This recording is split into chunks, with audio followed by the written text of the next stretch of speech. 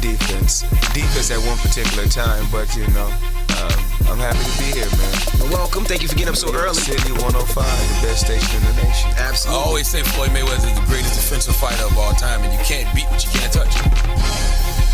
Well, I try. I go out there, just work hard. Like I said, I dedicated myself to my craft. I was in boxing. I've been a boxer my whole life.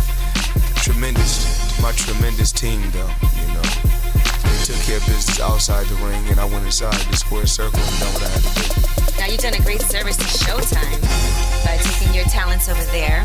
And I was thinking when you did that deal, I said, how is he going to stay at HBO? Because you never seem to be that happy there.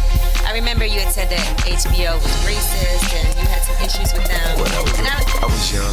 I'm sorry to cut you off, sweetheart. I was young at that particular time. Sometimes you say things that you really don't mean. When you're young, you speak without thinking. I'm a lot older. I'm a lot wiser. And me and HBO, we had a great relationship while it lasted. I moved on to Showtime and CBS. Our relationship is great. Everything is positive. Everything is going good. And I'm happy, with where I'm at right now in my career. They must have been devastated for you to go, because you're definitely the, obviously, biggest boxer alive. The only boxer right now. I was a free agent, actually. So there's two deals on the table between HBO and CBS?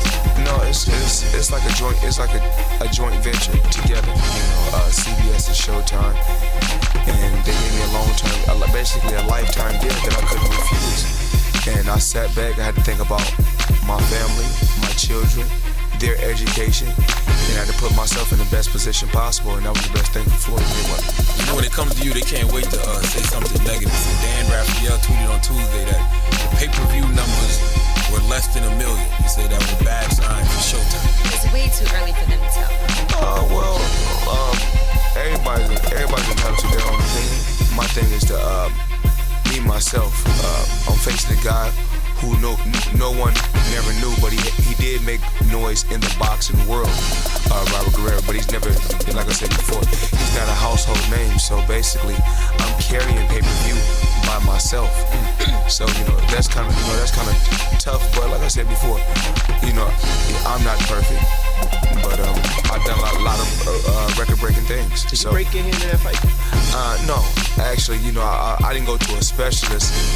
I went to the hospital, got my hand x-rayed, and everything is negative at this particular time. So, like I said before, we'll get back in there in September and do what we got to do. How many more fights does Floyd have or want to fight? 5. That's it. And once that deal is 5. over, you're done. I'm done. Bernard Hopkins said the same thing like 20 fights ago, but he's still out there. But then what if they say, okay, we got another, one more fight, 100 million after that? We'll have to take it.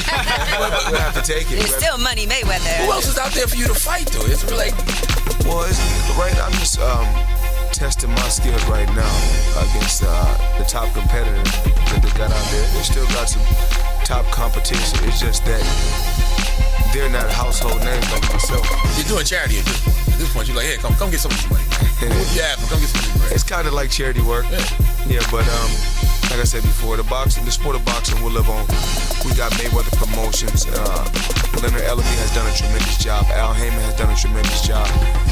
And, a lot of times people like to say the sport of boxing is dead, man. The sport of boxing is living on. Is there anybody you want to put your hands on that's not a boxer? I.e. Larry Merchant, anybody like that? No. Me and Larry Merchant, we bumped heads in the past. And everything's just a learning experience. Nobody at all? No. But ain't your hands are registered weapons, right? Yes. That would be a smart thing to do. So right with your fist. But you know what? 50 Cent said you guys have gotten into fist fights before a couple of times. I don't know if he was joking, but... That's just a joke, not true. Okay. Now, how is it having your dad back on the team? Like, with you, training you? My dad is a tremendous coach. He's one of the best coaches out there. My Uncle Roger is a tremendous coach. And I'm working hand in hand with my father and my uncle. Okay. So your father kind of wasn't really working with you prior to this fight? We bump heads because, he wants things done a certain way. And I feel that we're professionals now. We're at the top level. And I want to approach things in a certain way, but now he understands how I want to approach things. So, he respects me and I respect him. I think that's the fight we wanted to see. Your dad versus his dad. Oh, man. And then in the ring. I think his dad won like no fights or something like that, right?